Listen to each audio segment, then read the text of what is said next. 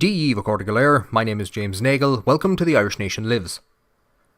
The 24th of April is the anniversary of the 1916 Rising, and it is also the Irish Nation Lives' birthday. So, on this episode I'm going to recap the events that I have covered over the past year. In March 1918, the German Spring Offensive, a sustained attack along the length of the Western Front, resulted in over 250,000 Allied casualties. Britain was desperate for more troops and extended conscription to Ireland, which had been exempt in the past, due to fears of unrest.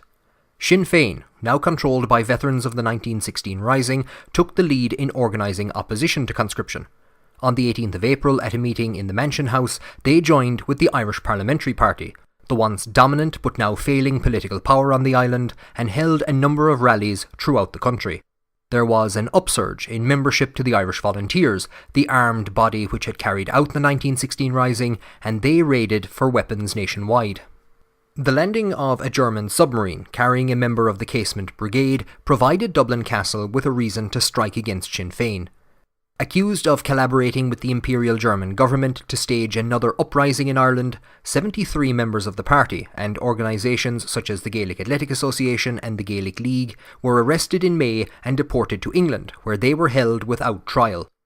Cathal Brugha escaped capture and continued on to London with a hit squad, intending to wipe out the British government in the event of conscription being enforced in Ireland.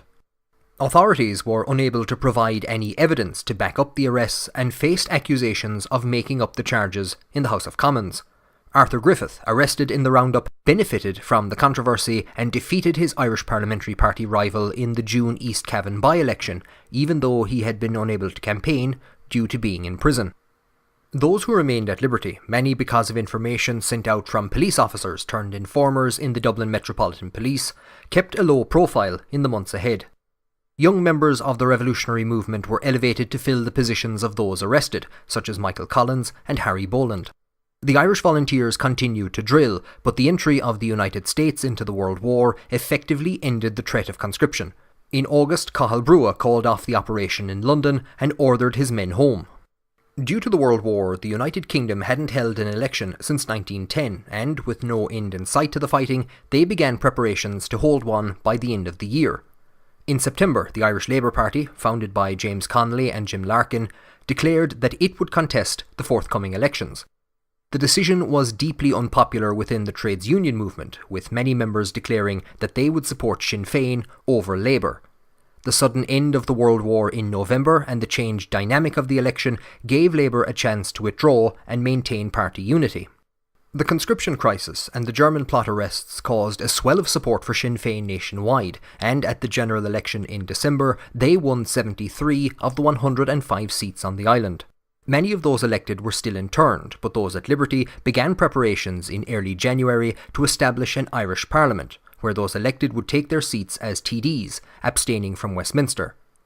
Preparations were overseen by Sean T. O'Kelly, and on the 21st of January, Dáil Éireann met for the first time, reaffirming the Irish Republic declared in 1916 and calling on the free nations of the world to recognise Irish independence.